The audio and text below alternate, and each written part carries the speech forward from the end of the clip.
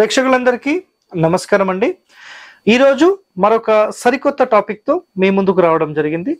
So చాలా మందికి ఇల్లు కట్టిన తర్వాత ఎంతో మంది ఎన్నో సమస్యలకు గురవుతున్నారు. సో ఇక చూడండి, మీ ఇంటి వాస్తు బాలేదా, ఈ వీడియో మీకోసమే అనే ఒక టైటిల్తో నేను ఇక్కడ కొన్ని పాయింట్స్ మీకు చెప్తాను.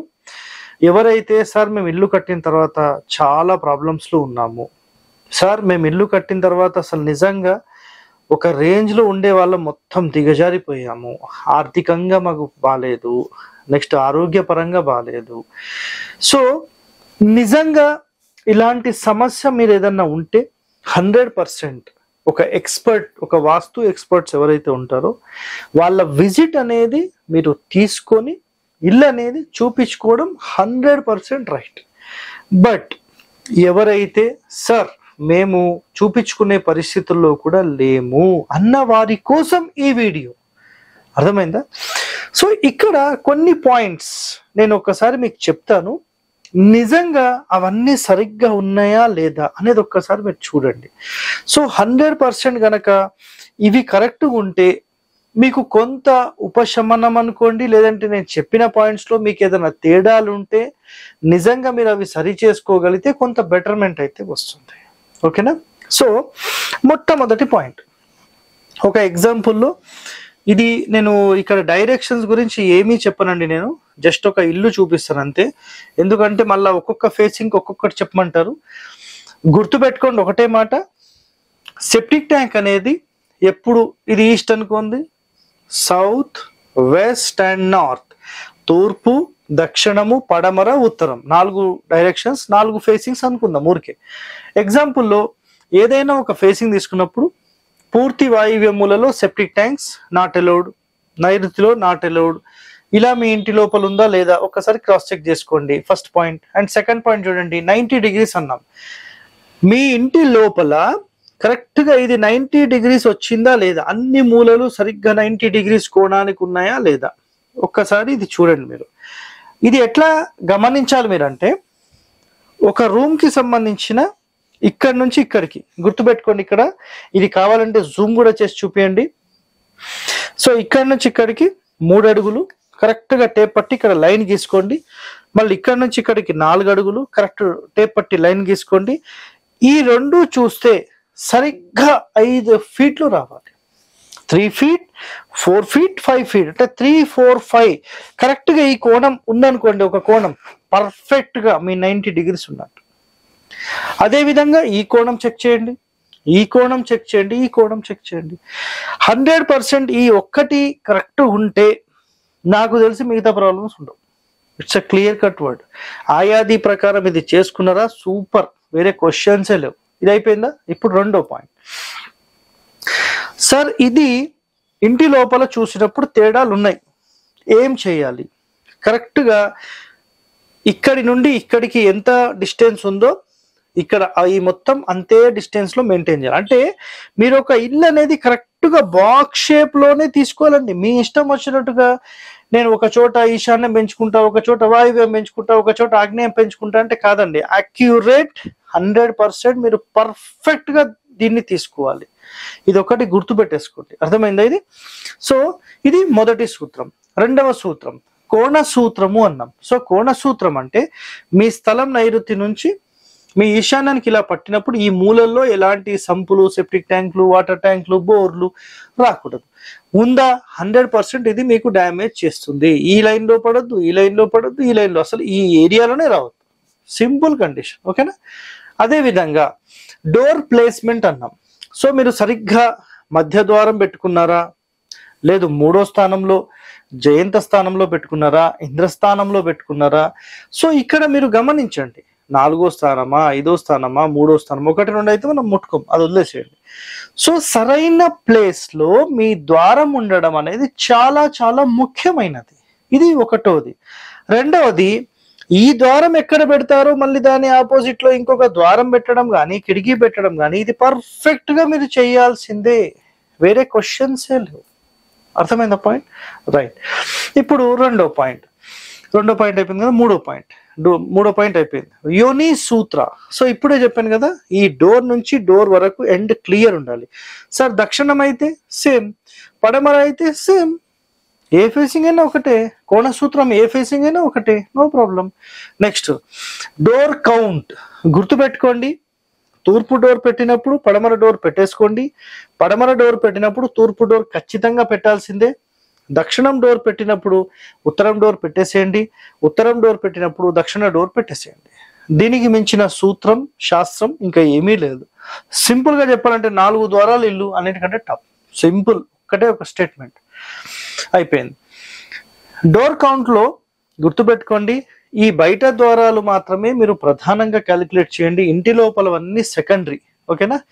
బయట డోర్లు 3 రావచ్చా? రావచ్చు. తూర్పు రావచ్చు, దక్షిణం రావచ్చు, పడమర రావచ్చు, నో ప్రాబ్లం. నెక్స్ట్ దక్షిణము, పడమర, ఉత్తరం రావచ్చా? తూర్పు మళ్ళీ ఖచ్చితంగా ఉండాల్సిందే.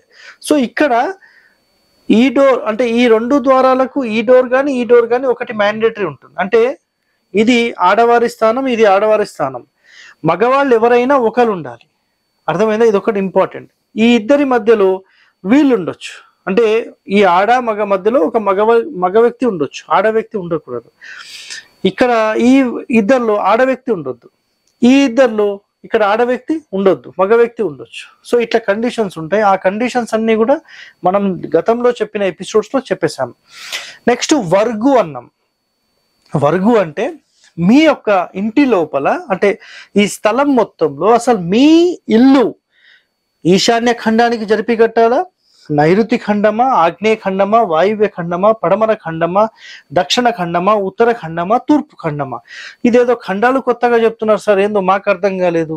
హరివాస్తు ఖండం అని చెప్పి మీరు వీడియో ఉంది చూడండి, మీకు క్లారిటీ వస్తుంది. Next sump.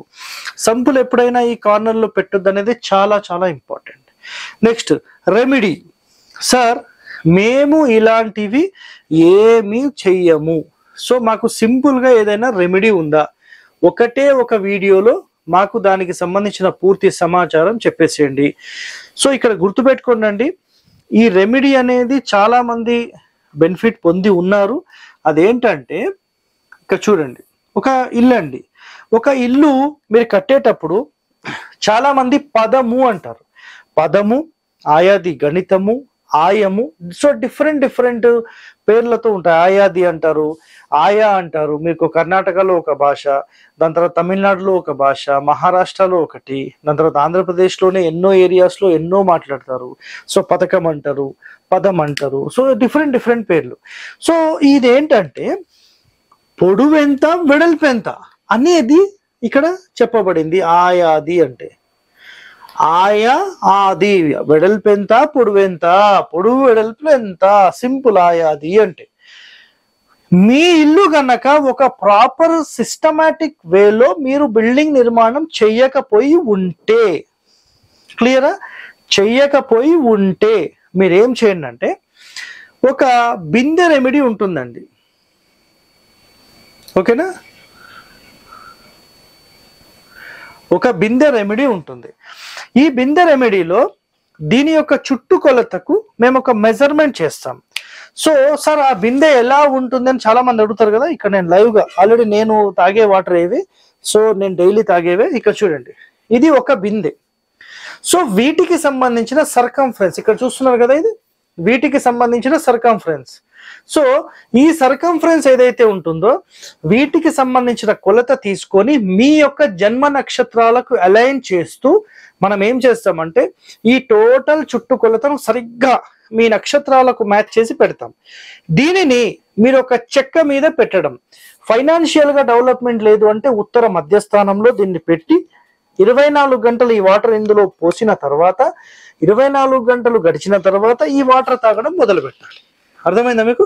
అదే విధంగా ఒకవేళ మీకు అన్నింటిలో డెవలప్మెంట్, దాని తర్వాత ఫైనాన్స్ కానీ లేదంటే పేరు ప్రఖ్యాతల్లో కానీ సమాజంలో కానీ ఇవన్నీ కావాలనుకుంటే తూర్పు సెంటర్లో మీరు 100% ఇది పెట్టుకోవచ్చు. నెక్స్ట్ 3వ ప్లేస్ ఈశాన్యం. సో అన్ని రకాలుగా మనకు ఈశాన్యము, తూర్పు, ఉత్తరం ఈ 3 స్థానాల్లో 100% ఇది గనక మీరు ప్లేస్మెంట్ చేసి ఇందులో వాటర్ పోసి 24 గంటల తర్వాత మీరు ఈ వాటర్ తాగితే గనక 100% మీకు చాలా వరకు ఒక మంచి రిజల్ట్, మంచి రిలీఫ్ అనేది 100% వస్తుంది. సార్ వీటికి సంబంధించిన ప్రూఫ్స్ ఏమైనా ఉన్నాయా?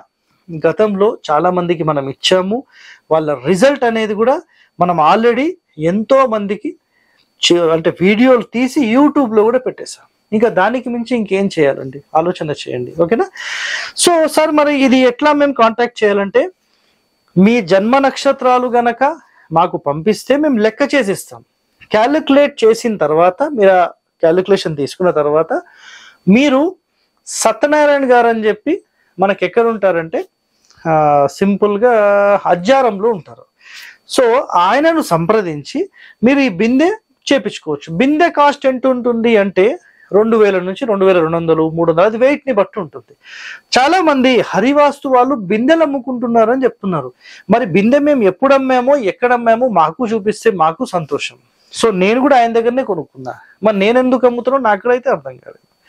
ఆయాది గణితం మన ఇంటికి చేసుకోలేని సందర్భంలో, మార్పులు చేసుకోలేని సందర్భంలో 100% మీరు ఇది పాటించవచ్చు. ఇందులోనే ఇంకొక పాయింట్ చెప్తున్నాను, ఎవరైతే సార్ మేము రెంట్ హౌస్ లో ఉంటున్నాం, మాకు చాలా ఇబ్బందులు ఉన్నాయి అన్న వాళ్ళు కూడా 100% ఈ బిందెలోని వాటర్ తాగొచ్చు.